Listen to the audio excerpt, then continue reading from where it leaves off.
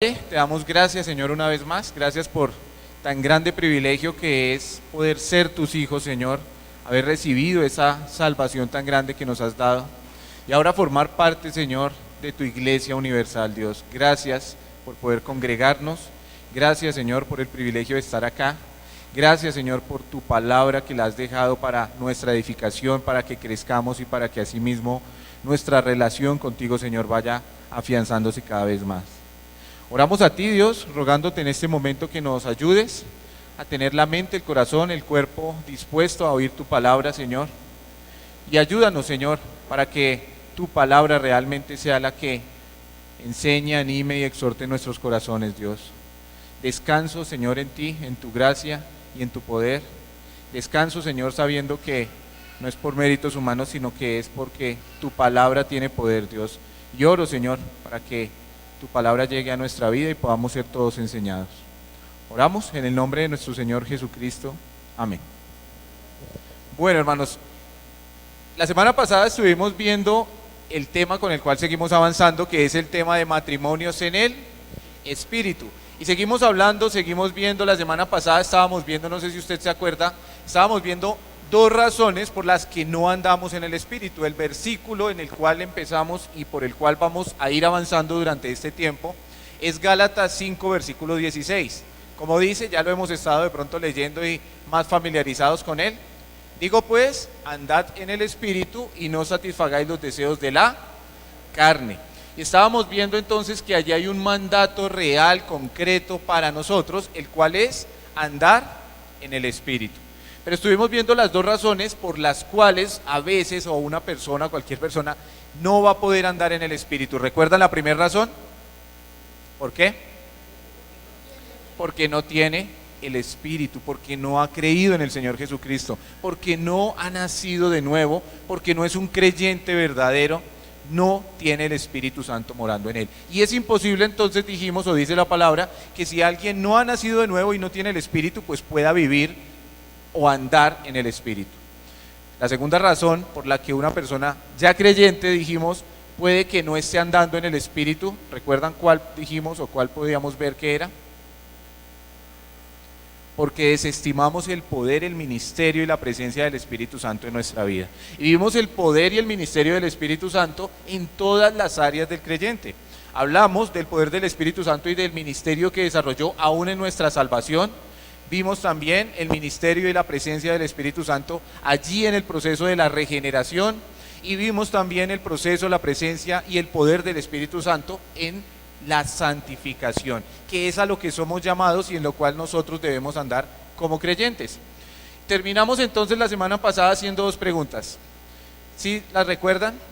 El grupo de allí, el grupo de los espirituales, les preguntamos que entonces cuál consideraban que era la meta del creyente. Tuvimos varias respuestas, varias muy buenas respuestas y muy buenos aportes, que si bien notamos que aunque eran todos de cierta manera diferentes, todos conducían o conducen a lo mismo. Voy a recordar algo de lo que se dijo. Algún hermano aportó que considera que la meta es perfeccionarnos cada día leyendo la palabra. Otro hermano nos compartió que consideraba que era que el carácter de Cristo sea reflejado en su vida. Otra persona nos aportó que debe ser, basado en un versículo que encontramos en Efesios 1, que debemos ser para alabanza de su gloria. Y alguien más nos dijo que debemos vivir para Cristo y honrar a Cristo. Notando esto y hablando en cuanto a las metas o a la meta que debemos tener como creyentes. Y como creo que todos estuvimos pensando, quizá usted tuvo o tiene una idea o igual, parecida o diferente.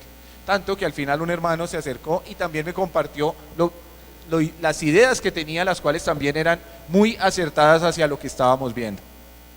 A los hermanos de acá, si los de allá eran los espirituales, entonces los de acá, ¿qué serán? Digamos que los otros hermanos espirituales. Entonces los otros hermanos también espirituales les preguntamos qué consideraban que era ¿el qué? El andar en el Espíritu. Es el tema del que estamos hablando, es de lo que estamos tratando y es el mandato que está acá, andar en el Espíritu. Y la pregunta es totalmente válida. Entonces, ¿qué consideramos que es andar en el Espíritu? También nos respondieron Un hermano nos dijo que considera que andar en el Espíritu es reflejar las obras, y citó mi hermano Javier allí lo que es el fruto del Espíritu, y que debemos reflejar las obras que Dios quiere que hagamos. También alguien nos dijo que debemos dejar que el Espíritu dirija nuestra vida. Y también la hermana nos dijo que debemos dejar que nuestra carne ¿qué? Mengüe para que el Espíritu crezca. Hermanos, son todas muy valederas y todas muy ciertas los aportes y las respuestas que se han dado. Pero si nos damos cuenta son diferentes. Unas dicen algo en un enfoque, otras dicen algo diferente, pero casi todas van hacia ¿qué? Hacia el mismo punto. Pero decíamos, y lo decimos de nuevo, mis hermanos, es muy importante que nosotros como creyentes tengamos definida la meta del creyente, la meta hacia la cual vamos, porque no habría nada más triste y más catastrófico que nosotros estemos viviendo una vida cristiana, la cual la misma palabra a veces nos la va a mostrar como la carrera en la cual debemos alcanzar y llegar a una meta, y no tengamos clara cuál es esa meta, y de pronto le ponemos nuestras propias palabras a esa meta y decimos yo considero que debe ser así, que es así, y lo decimos en un ámbito muy personal porque cada uno de nosotros lo va a tomar de una manera distinta. Pero volviendo a la palabra y entendiendo lo que dice la Biblia, debe estar definida esa meta para el creyente. A muchos se les pudo también haber ocurrido, la meta del creyente es evangelizar, la meta del creyente es cumplir con una vida piadosa. Bueno, y se nos pudo haber venido muchas ideas, pero realmente para que podamos entender lo que dice la palabra y lo que nosotros debemos entender como nuestra meta, muy bien aparte de todas las cosas que hemos dicho que son parte de lo que debemos hacer y parte de lo que nos lleva a esa meta, debemos entender que hay una meta específica. Cuando un corredor participa de una carrera, hay una meta, pero también hay unas que hay unas reglas, hay algo que debe cumplir, hay algo que él debe hacer, ¿cierto? ¿El corredor debe ir con la ropa adecuada? Claro, debe ir con la ropa adecuada. Entonces, podría alguien decir, no, la meta es que vaya en pantaloneta y con unos buenos tenis. No, es parte de lo que él va a desempeñar en esa meta. La Biblia nos habla de que nosotros debemos vestirnos ¿de qué? De toda la armadura de Dios. Y alguien también pudo haber pensado, bueno, la meta es vestirnos de toda la armadura de Dios. Es parte de lo que nos lleva a conducir o a andar en esa carrera para lograr esa meta. Alguien también decía, si pudo pensar, la meta del creyente es alcanzar a otros porque tenemos la gran comisión y debemos alcanzar al mundo.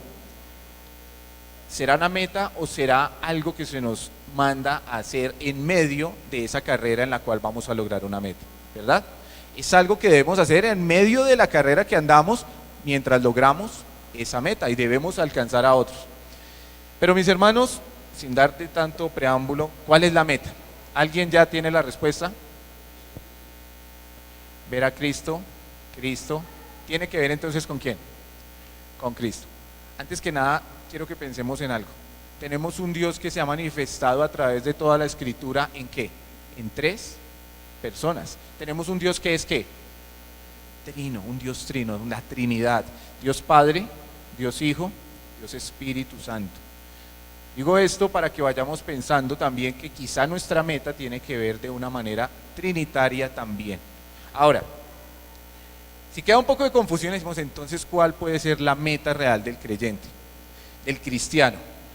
La meta del cristiano debe ser la misma meta de su Señor. Porque ¿qué es un cristiano? Un seguidor o alguien que sigue las pisadas de Cristo. Entendemos por cristiano real y verdadero alguien que ha creído en el Evangelio de salvación, alguien que ha depositado su fe, su confianza y en arrepentimiento y fe ha entregado su vida y su corazón al Señor y ha nacido de nuevo y ahora es una nueva criatura. Eso entendemos por un cristiano, ¿verdad? Pero un cristiano, además de eso, digamos, esa es la posición en la cual ahora estamos de salvación, pero un cristiano entonces dice que es alguien que sigue las pisadas de Cristo. De hecho, creo que todos lo sabemos, lo hemos escuchado y nos lo han enseñado muchas veces, que la palabra cristiano empezó allí como algo que era denigrante de aquellos que eran como Cristos pequeños o seguidores de Cristo. Y realmente pues no hay nada más cierto que eso. Somos y debemos ser ¿qué?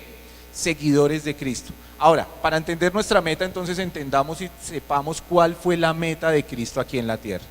Porque Él tuvo ciertamente también una meta. Y si pensamos con qué propósito o meta final vino Cristo a la tierra, yo sé que a la gran mayoría se nos va a ocurrir ¿qué? La salvación, ¿cierto? Y decimos, Cristo vino al mundo con una meta específica que fue ¿qué? Salvarnos. Pero ¿será que esa era la meta o ese era un propósito en el cual Él iba a llevar a la meta? Bueno, veamos entonces qué nos dice Juan capítulo 1, vamos a ir allí al Evangelio de Juan.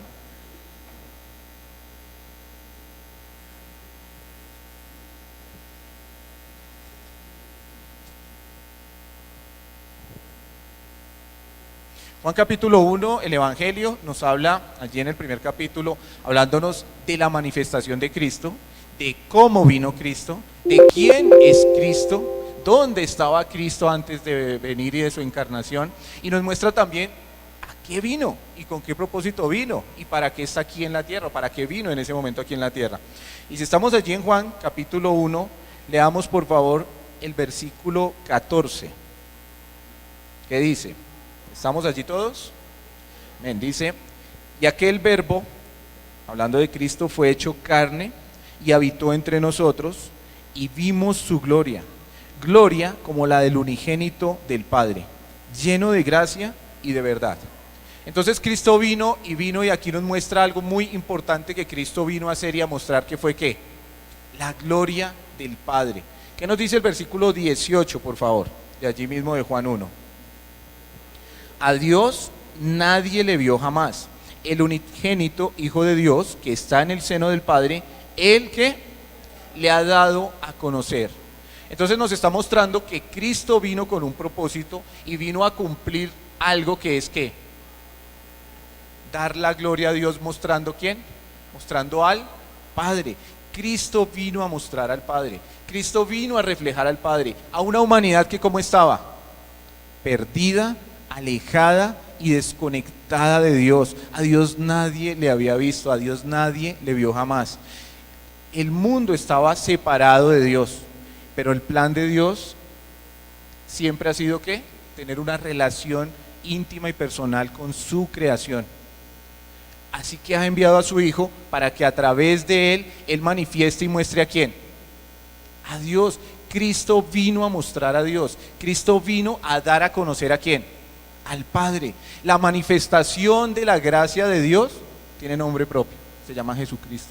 La manifestación del amor de Dios es Jesucristo. La manifestación de la misericordia de Dios es Jesucristo. Y cuando vemos a Jesucristo allí en los evangelios, a un Jesucristo que estaba sintiendo mucho amor y compasión por las personas, ¿a quién estaba mostrando? Al Padre. Estaba mostrando el amor del Padre, estaba mostrando la misericordia que el Padre tiene. Cuando Jesucristo vio con misericordia y sintió compasión de las multitudes y de las personas como ovejas que no tienen pastor, ¿a quién estaba mostrando? Al Padre, porque esa es la compasión de Dios. Vayamos allí a Juan capítulo 16, ahí mismo el Evangelio de Juan.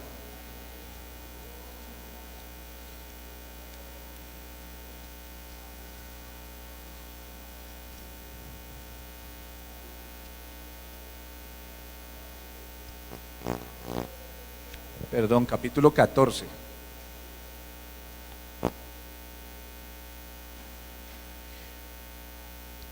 En el capítulo 14, versículo 5, Tomás hizo una pregunta al Señor, ¿verdad? Estamos allí. Evangelio de Juan, capítulo 14, verso 5. Tomás le dijo, Señor, no sabemos a dónde vas, ¿cómo pues podremos saber el camino? A lo cual el Señor Jesucristo hizo una afirmación que es uno de los grandes versículos que tenemos nosotros anclados en el corazón, ¿verdad? Como gran verdad bíblica. ¿Y el Señor qué respondió? Jesús dijo, yo soy el camino, la verdad y la vida. Nadie que viene al Padre sino por mí. Nadie puede llegar al Padre si no es a través de Cristo, pero también al mismo tiempo y en el contexto Él está mostrando que es que Él vino ¿a qué? A reflejar al Padre. Así que nadie va a poder llegar al Padre si no es a través de ¿quién? De Cristo, porque su misión fue reflejar y mostrar al Padre. Y seguimos diciendo, bueno, ¿y qué pasó entonces con la cruz, con la salvación? Allí en esa cruz, Dios estuvo reflejando ¿qué? El amor a través de Cristo. Dice, porque solo por su amor somos llamados ¿qué?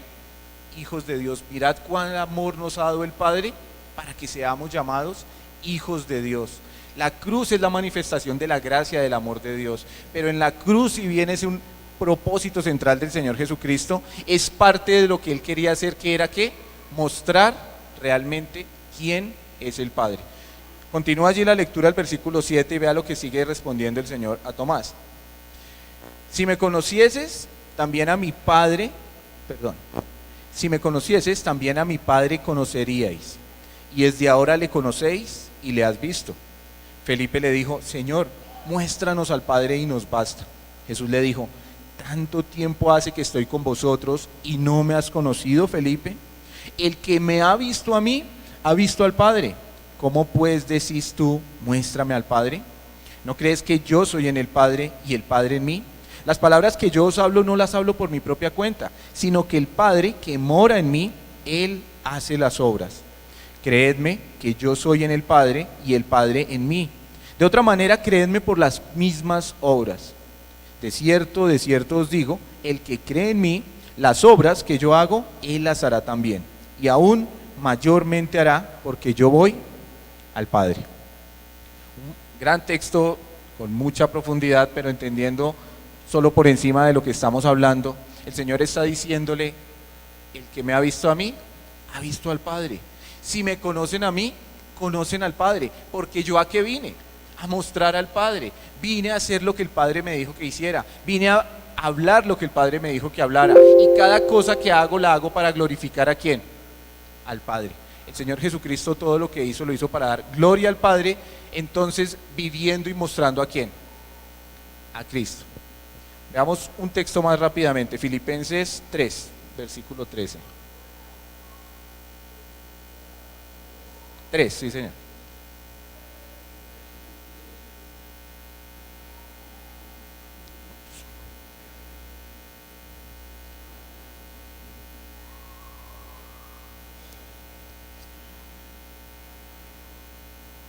No, ese no era, me equivoqué. Lo siento, hermanos, ese es para más tarde. Ese no es, ignórenlo. Quedémonos en donde estábamos entonces. El Señor Jesucristo vino a mostrar ¿a quién? Al Padre. Y en Él habita corporalmente ¿qué? Toda la plenitud de la deidad. Ese es Cristo. Él refleja y reflejó siempre ¿a quién? Al Padre. Ahora, Él reflejó al Padre andando ¿cómo? Andando en obediencia. ¿Cómo más? ¿En qué? Andando en el Espíritu. ¿Por qué cree eso, hermano? Preciso vino de visita y le tocó.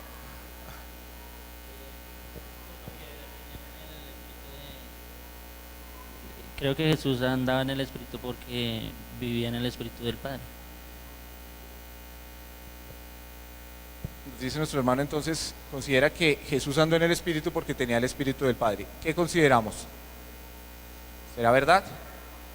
Claro que sí. Vemos en la Escritura entonces cómo Jesús, lleno del Espíritu Santo, cumplió su ministerio. Ahora, hablábamos hace un momento de la Trinidad, ¿verdad? Quiero que pongamos en nuestra mente un triángulo, no para que identifiquemos a la Trinidad con un triángulo, sino para que entendamos algo allí. Un triángulo, ¿cierto? En el costado que sube hacia allí está entonces lo que Cristo vino a hacer, que fue mostrar ¿a quién?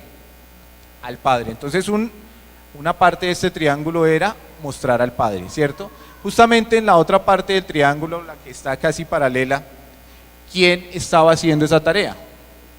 Cristo, ¿verdad? El Hijo de Dios. Cristo, el Hijo de Dios, estaba viviendo de una manera que estaba mostrando ¿a quién? Al Padre. Y ahora miremos la parte de abajo de ese triángulo.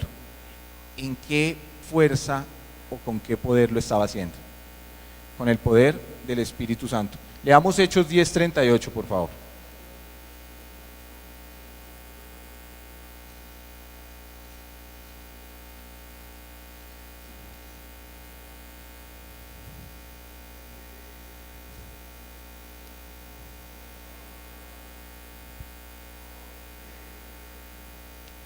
¿Qué dice entonces Hechos capítulo 10, verso 38? Exacto, entonces como ya llegamos allí, si no hemos llegado, está también aquí en la pantalla. Dice, cómo Dios ungió con el Espíritu Santo y con poder a Jesús de Nazaret, y cómo éste anduvo haciendo bienes y sanando a todos los oprimidos por el diablo, porque Dios estaba con él. Entonces, de acuerdo a este versículo, ¿con qué poder Jesucristo estuvo desarrollando su ministerio? Con el poder del Espíritu Santo. El Dios creador del universo, el Hijo de Dios, aquel Rey soberano Jesucristo, que tiene el poder y es coigual y coeterno con Dios, no usó su poder y se sometió totalmente a la voluntad del Padre, y todo lo que hizo, aunque podía hacerlo en su poder, porque Él también es Dios, se sometió al Padre y todo lo hizo por medio del poder ¿de qué? Del Espíritu Santo. Así que la base que vemos de ese triángulo es vivir en el Espíritu, la vida de Cristo reflejando ¿a quién? Al Padre. Mis hermanos, si la meta de Cristo simplemente hubiese sido la salvación, entonces allí hubiera parado todo.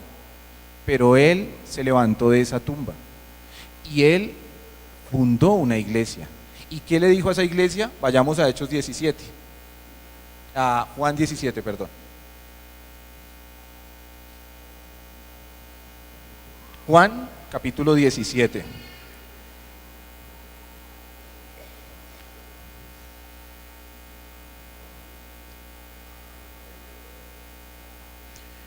Juan capítulo 17, y vea lo que dice, por ejemplo, en el versículo 18. Versículo 18. Dice, como tú me enviaste al mundo, así yo los he enviado al mundo. Hablando ahora de la iglesia, y la iglesia siguiendo ahora la comisión o la tarea o la meta que Cristo tenía. ¿Qué dice el versículo 21? ¿Para qué era todo esto? Para que todos sean uno, como tú, oh Padre, en mí y yo en ti, que también ellos sean uno en nosotros. ¿Para qué?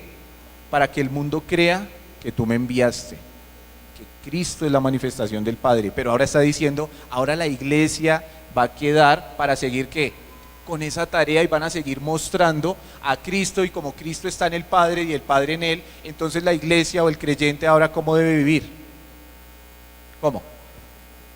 ¿Para qué? Para mostrar a Cristo. Bueno, y veamos un versículo más, versículo 23. Yo en ellos y tú en mí, para que sean ¿qué? Perfectos en unidad, para que el mundo conozca que tú me enviaste y que los has amado a ellos como también me has amado. Hermanos, son cosas, podríamos decir, sueltas una de la otra, pero todo nos lleva a lo mismo.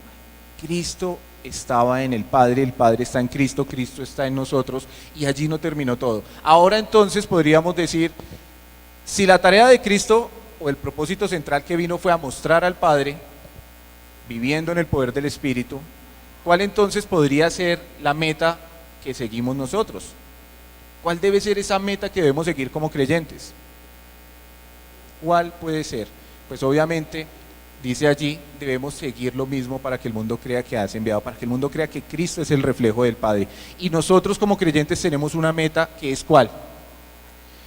Primero, dice allí la Escritura, sed imitadores ¿de quién? De Dios. Primero un versículo, sí hay dos versículos. Primero dice, sed imitadores de Dios como hijos amados. Y quizá uno cuando lee eso, como que nos intenta doler la cabeza o casi que decir, sed imitadores de Dios. ¿Cómo podemos nosotros ser imitadores de Dios? Pecadores como nosotros, personas llenas de errores, llenas de cosas malas. Pero la palabra nos está diciendo que seamos ¿qué? Imitadores de Dios como hijos amados. Ahora que somos hijos, entonces tenemos algo que hacer, y es ¿qué? Imitar a Dios. Pero ¿cómo vamos a poder imitar a Dios? Y quiero que estemos pensando en el mismo triángulo a la par de lo que hizo el Señor Jesucristo. ¿Cómo vamos a imitar o cómo vamos nosotros a reflejar a Dios en este mundo? ¿Cómo lo haríamos? Imitar es reflejar, es seguir, es mostrar algo igual. Entonces, si tenemos que imitar a Dios, ¿cómo vamos a vivir mostrando a Dios en este mundo? ¿Cómo lo haríamos? Muy bien, pero pensaría yo que esa es la parte final. Porque entonces allí viene el otro versículo que algunos dijeron ahorita. Dijo Pablo ¿qué? Sed imitadores de mí, ¿cómo qué?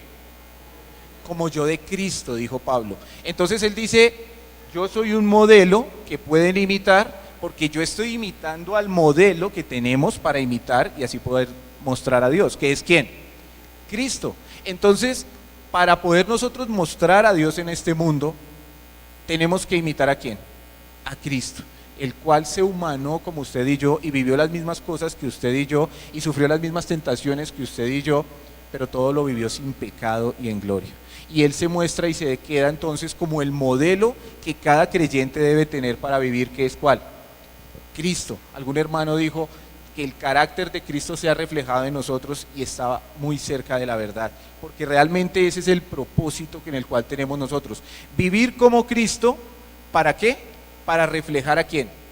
Al Padre. Y allí entonces lo que nuestros hermanos están diciendo. ¿Y en qué poder podemos lograr esto? En el poder del Espíritu, hermanos. No podemos lograr esta vida como la de Cristo, o no podemos ser imitadores de Cristo con el propósito de ser imitadores de Dios, si no andamos ¿en qué? En el Espíritu. Entonces podríamos decir, entonces, ¿cuál es la meta del creyente? Tiene que ver con la Trinidad. Tiene que ver con la Trinidad. Mostrar al Padre, viviendo como Cristo, en el poder del Espíritu Santo, andando en el Espíritu. Si nosotros no andamos en el Espíritu de la misma manera que Cristo andó en el Espíritu, es imposible que lleguemos a cumplir la meta que nos ha trazado. Y lo dijo Pablo, cuando miramos allí a Pablo diciendo, no pretendo yo haberlo ya alcanzado, pero una cosa hago, prosigo a la meta. Está hablando de que su carácter se ha moldeado a ser como es Cristo, y por eso dice, no que haya sido ya perfeccionado, pero sigo tratando de parecerme más al Señor Jesucristo para así mostrar al Padre en este mundo, pero todo se debe hacer andando en el Espíritu. Es una meta que tiene que ver con la Trinidad, pero quizá el primer paso, o cuando nos subimos a esa meta, es la pregunta que estamos haciendo. La meta entonces tiene que ver con la Trinidad. Si usted me dice, la meta es mostrar a Dios y glorificar a Dios, está bien, pero ¿cómo lo vamos a hacer? Pues viviendo, reflejando a Cristo y en el poder del Espíritu. Si usted me dice, la meta es vivir como Cristo y reflejar a Cristo en mi vida, está bien, ¿para qué? Para mostrar al Padre. ¿Y en qué poder? En el poder del Espíritu Santo. Siempre entonces la meta tiene que ver ¿con qué?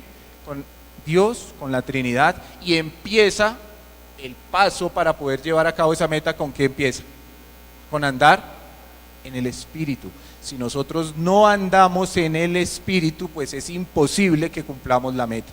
Si nosotros no andamos en el Espíritu, pues entonces, de acuerdo al texto, ¿en qué estamos andando? En la carne. Y es obvio y evidente que en nuestras propias fuerzas y en nuestra carne estamos a años luz de poder cumplir la meta que se nos ha trazado, que es mostrar al Padre, porque es un tema espiritual, y para mostrar al Padre hay que vivir como Cristo en el poder del Espíritu Santo. Esto, mis hermanos, para que entendamos la importancia de ese versículo cuando dice, de lo que se nos está diciendo, andad en el Espíritu. Ahora, tenemos que preguntarnos si esa es la responsabilidad nuestra tan fuerte, y eso de hecho estamos diciendo que es la meta, parte de la meta del creyente. ¿Qué pasa si no lo estamos haciendo? ¿Qué pasa si no estamos viviendo de acuerdo a eso? ¿Qué pasa cuando no estamos andando en el Espíritu? ¿Cómo está nuestro matrimonio, nuestro hogar, cuando no estamos andando en el Espíritu?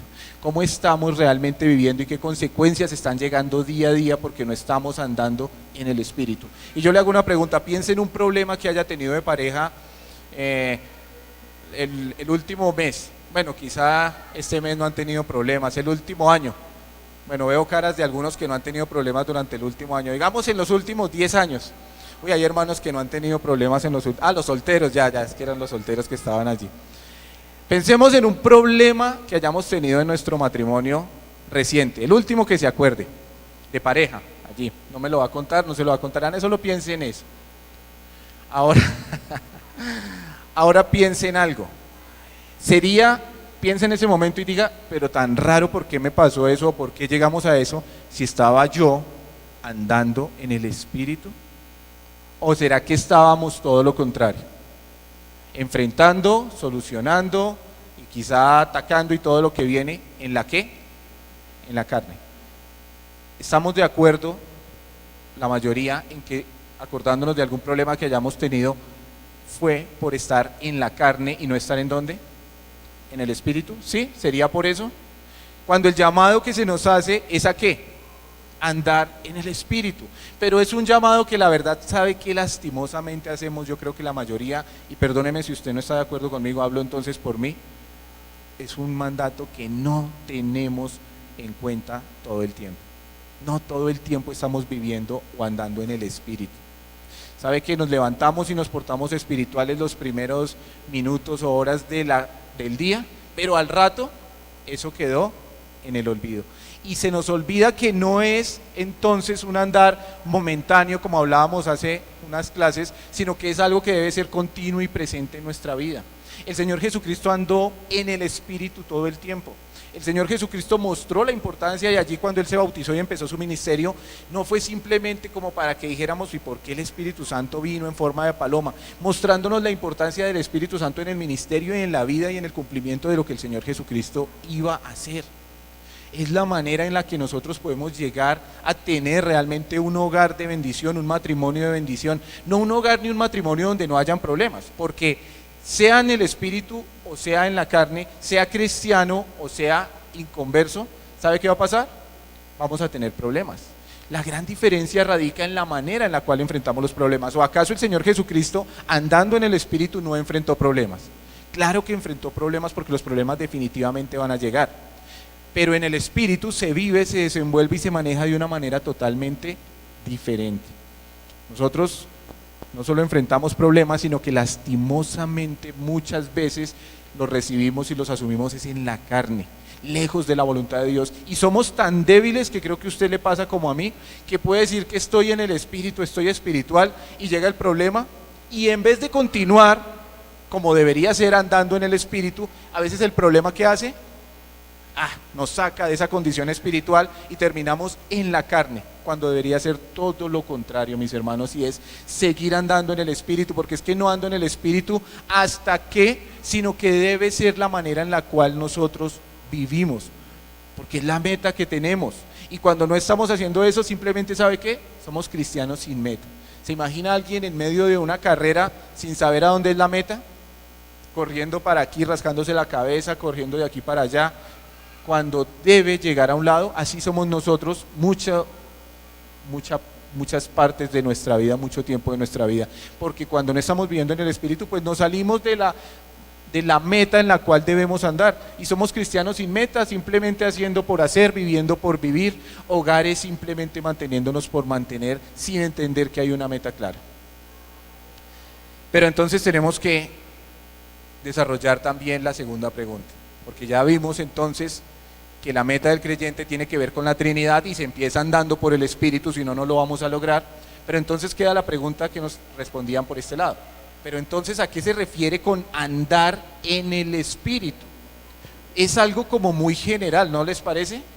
Porque podemos decir, la solución está en andar en el Espíritu, pero ¿a qué se refiere o qué quiere Dios que entendamos nosotros con esa palabra de que debemos andar en el Espíritu?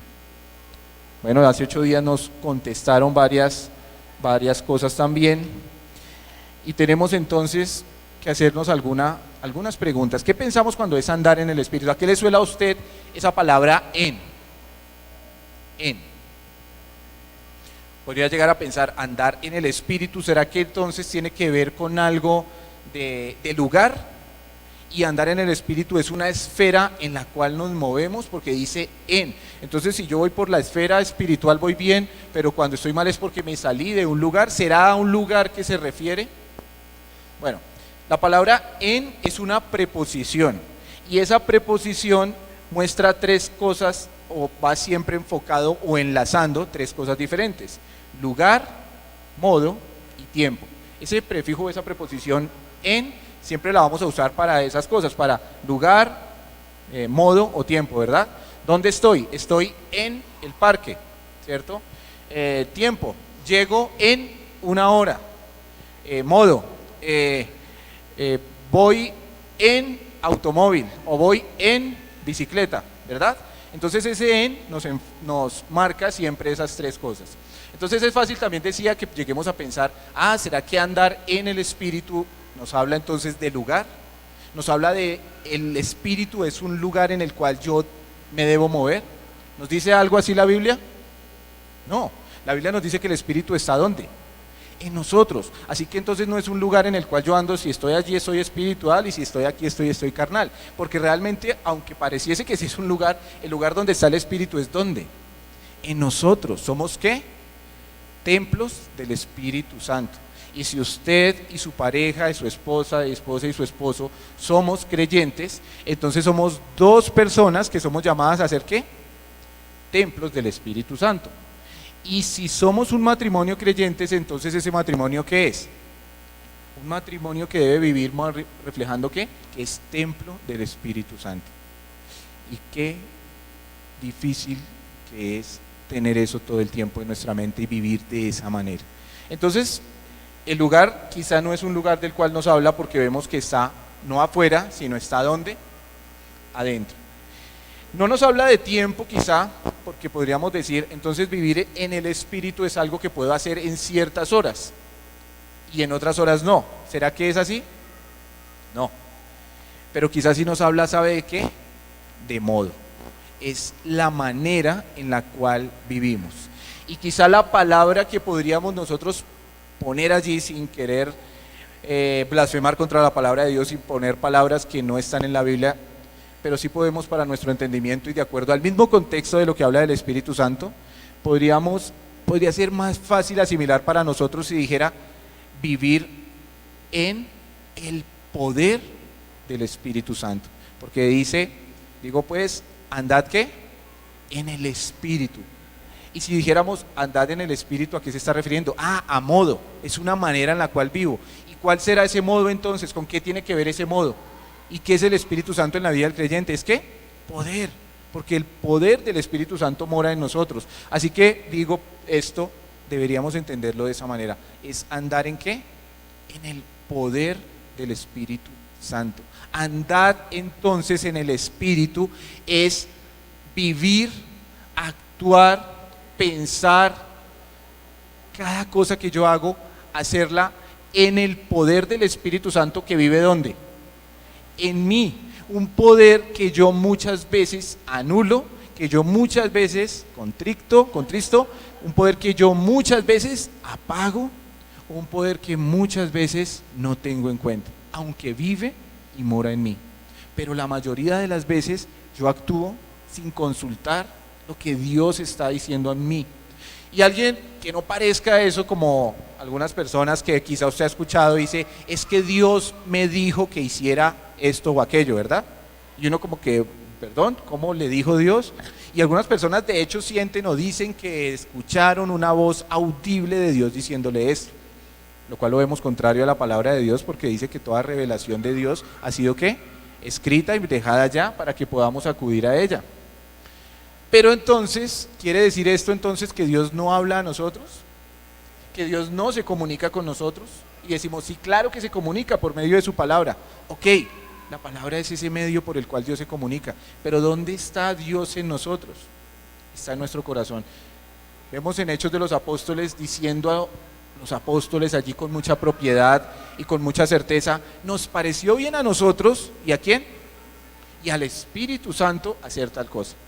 Y decía Pablo, y yo iba a ir a tal lugar, pero el Espíritu ¿qué? Me prohibió. Era que en ese tiempo el Espíritu hablaba audible y ya no habla audible. No, es la relación y la importancia de lo que es andar en el Espíritu que hace que podamos ser sensibles a lo que Dios está diciendo a nuestra vida y a nuestro corazón. Dios, el Espíritu Santo, mora en nosotros. Y Dios, el Espíritu Santo que mora en nosotros, no podemos terminar lastimosamente. Vamos a ir rápido a Romanos 8.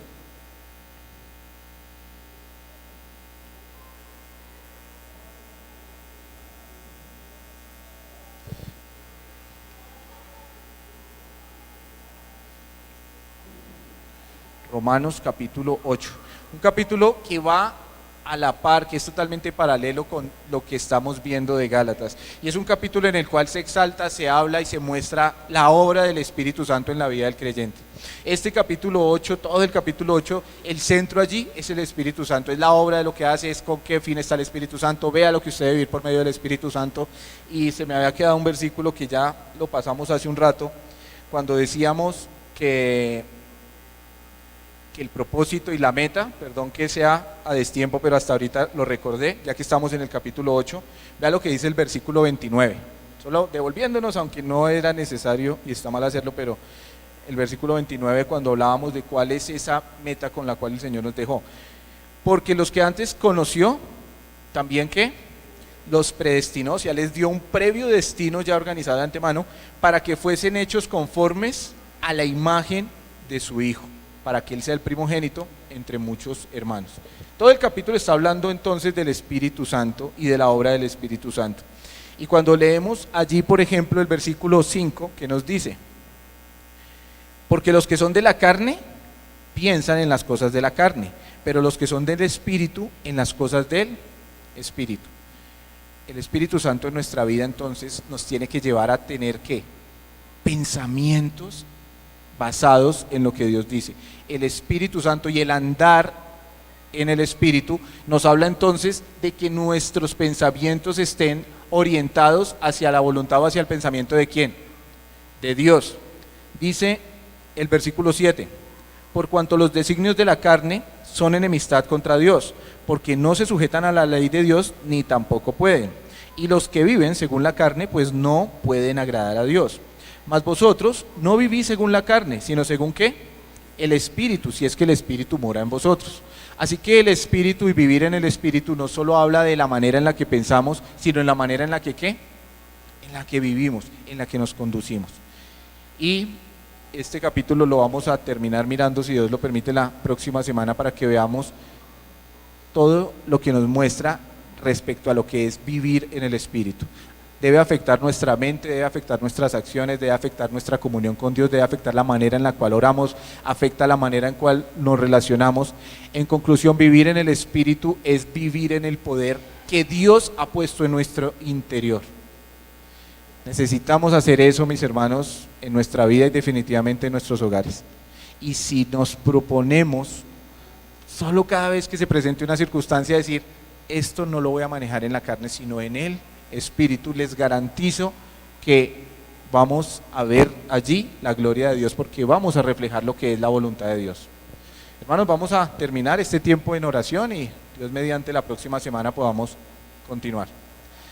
Bendito Dios y Padre Santo, eterno, Señor, gracias te damos una vez más, no nos cansaremos de hacerlo, porque tu gracia, tu misericordia, tu amor son inigualables, Señor, y los recibimos, los vivimos cada día.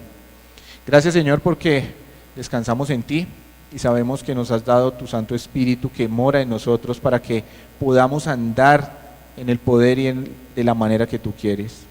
Ayúdanos, Señor, a tener en cuenta que es algo importante, que no es si quiero y si no quiero, sino que realmente podamos andar en el Espíritu para darte la gloria, Señor, y así reflejarte a ti, Señor Jesucristo, y de esta manera reflejar al Padre en esta tierra, para que otros crean, Señor, que hay un Dios real y que nos usa a nosotros, Señor, vasos de deshonra y vasos de inmundicia, Señor, pero solo por tu gracia, porque así lo has querido, nos das esa grandiosa oportunidad, Dios, de vivir con tu Espíritu, por tu Espíritu y en tu Espíritu.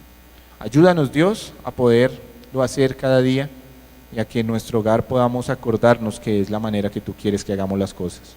En Cristo nuestro Señor oramos. Amén. Muchas gracias, hermano.